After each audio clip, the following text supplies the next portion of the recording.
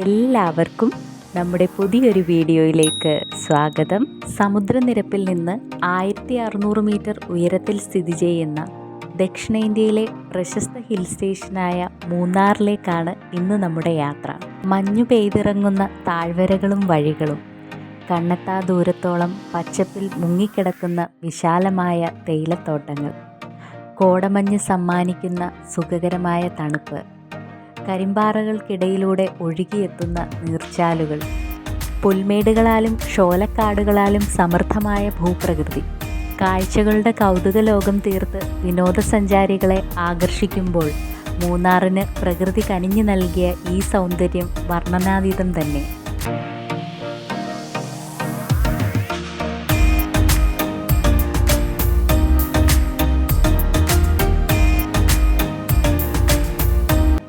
ഏലം, കുരുമുളക് എന്നിങ്ങനെയുള്ള സുഗന്ധവ്യഞ്ജനങ്ങൾ യഥേഷ്ടം ഉൽപ്പാദിപ്പിക്കുന്ന മൂന്നാറും ഇവിടുത്തെ ഭൂപ്രകൃതിയും നമ്മെ വിസ്മയിപ്പിക്കുന്നു.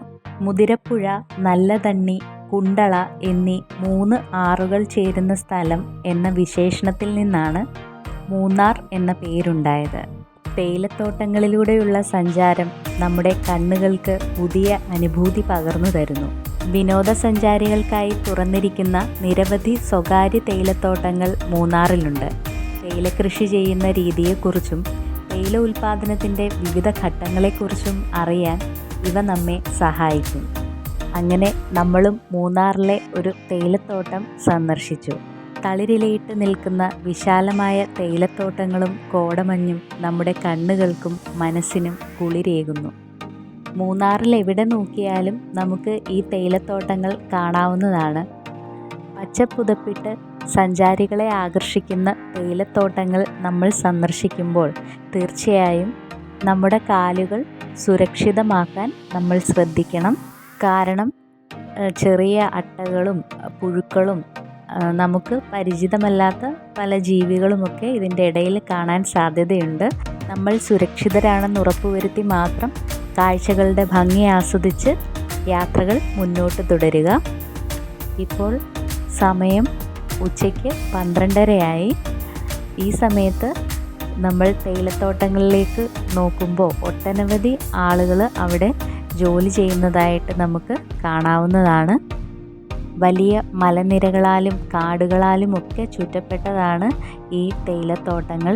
തേയിലത്തോട്ടങ്ങളിൽ ജോലി ചെയ്തുകൊണ്ടിരിക്കുന്നവർ തേയിലയില കട്ട് ചെയ്തെടുത്ത് അത് വിവിധ ചാക്കുകളിലായി ശേഖരിച്ച് മുകളിലുള്ള റോഡിലേക്ക് എത്തിക്കുന്ന കാഴ്ച നമുക്കിവിടെ കാണാവുന്നതാണ്. അത്തരത്തിൽ ഒരു ചേച്ചി തേയില നിറച്ചുകൊണ്ട് ഇവിടെ എത്തിയിട്ടുണ്ട്. അപ്പോൾ ആ ചേച്ചിയോട് നമ്മൾ തേയിലയുടെ കാര്യങ്ങളൊക്കെ ചോദിച്ച് മനസ്സിലാക്കുമായിരുന്നു. ആദ്യമായിട്ടാണ് നമ്മൾ തേയില ഇങ്ങനെ കട്ട് ചെയ്യുന്ന കാഴ്ചയൊക്കെ നേരിൽ കാണുന്നത്.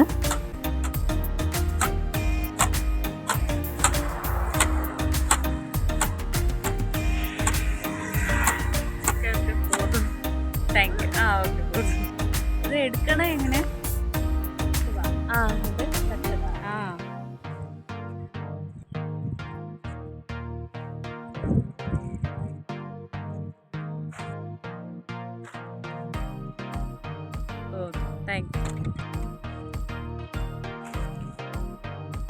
അങ്ങനെ ആ ചേച്ചി നമുക്ക് തേയില മുറിക്കുന്നതൊക്കെ കാണിച്ചു തന്നു.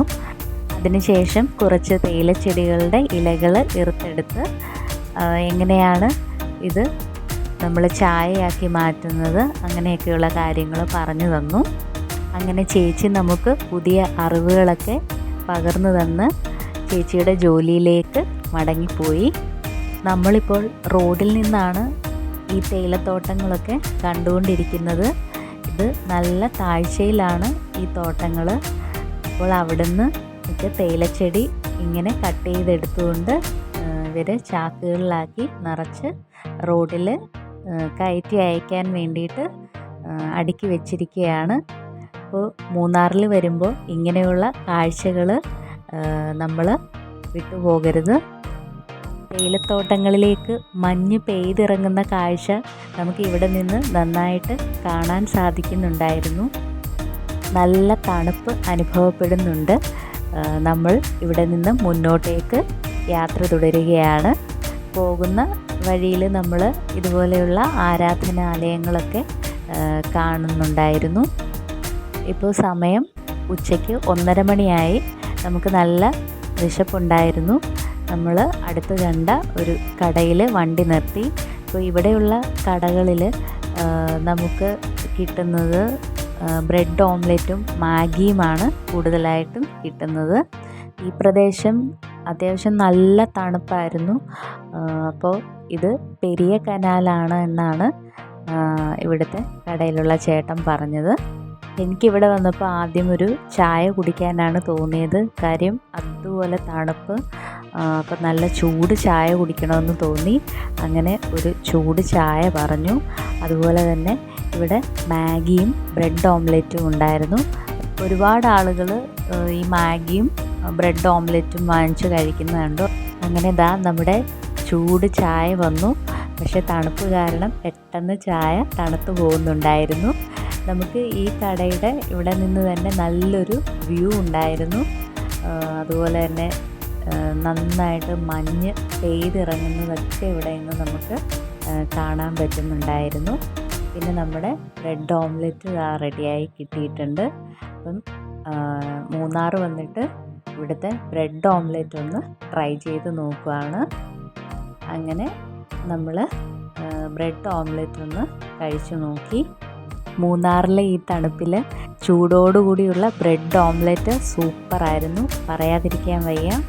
കുരുമുളക് പൊടി വിതറിയ ചൂട് ഓംലെറ്റിൻ്റെ രുചിയും പച്ചപ്പും തണുപ്പും ആസ്വദിച്ച് കുറച്ച് സമയം അങ്ങനെ അവിടെ ചിലവഴിച്ചു. റോഡിൽ നിന്ന് നമുക്ക് താഴേക്ക് നോക്കുമ്പോൾ ഒട്ടനവധി ജനവാസ കേന്ദ്രങ്ങൾ നമുക്ക് കാണാവുന്നതാണ്. തേയിലത്തോട്ടങ്ങളിൽ ജോലി ചെയ്യുന്ന ആളുകളാണ് കൂടുതലും ഇവിടെ താമസിക്കുന്നതെന്ന് അറിയാൻ കഴിഞ്ഞു. മൂന്നാറിൻ്റെ ഭൂപ്രകൃതിക്ക് അനുയോജ്യമായ വീടുകളാണ് നമുക്കിവിടെ കാണാൻ കഴിയുന്നത്. ഒരുപാട് വളവുകളും തിരിവുകളും കയറ്റങ്ങളും ഇറക്കങ്ങളുമുള്ള മഞ്ഞു പടർന്നു കിടക്കുന്ന മൂന്നാറിൻ്റെ വഴികളിലൂടെ നമ്മൾ യാത്ര തുടർന്നു. മഴമേഘങ്ങൾ കയ്യെത്തും ദൂരത്ത് എന്ന് തോന്നിപ്പിക്കും വിധം മഞ്ഞു നിറഞ്ഞ അന്തരീക്ഷം.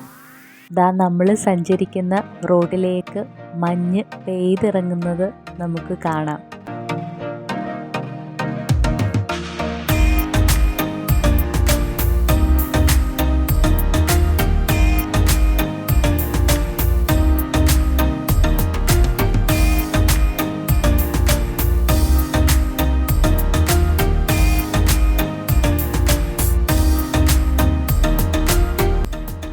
ആ കാണുന്നത് നമ്മൾ ഓംലെറ്റൊക്കെ കഴിച്ച കടയുടെ ഭാഗമൊക്കെയാണ്. അവിടെയൊക്കെ മഞ്ഞുകൊണ്ട് മൂടപ്പെട്ട് കഴിഞ്ഞു. മൂന്നാറിലുടനീളം യാത്ര ചെയ്യുമ്പോൾ നമുക്ക് ഈ കാഴ്ചകളൊക്കെ കാണുവാനായിട്ട് സാധിക്കും. മഴക്കാലമാകുന്നതോടുകൂടി നീർച്ചോലകളും വെള്ളച്ചാട്ടങ്ങളും നദികളുമൊക്കെ മൂന്നാറിൽ സജീവമാകുന്ന കാഴ്ച നമുക്ക് കാണാവുന്നതാണ്. തെക്കിൻ്റെ കാശ്മീർ എന്ന് വിശേഷിപ്പിക്കുന്ന മൂന്നാറിലൂടെയുള്ള നമ്മുടെ യാത്ര അവസാനിക്കുന്നില്ല. അടുത്ത ഭാഗത്തിലൂടെ യാത്രയുടെ വിശേഷങ്ങൾ പങ്കുവയ്ക്കാം. പുതിയൊരു വീഡിയോയുമായി വീണ്ടും കാണുന്നത് വരെ എല്ലാവർക്കും നമസ്കാരം.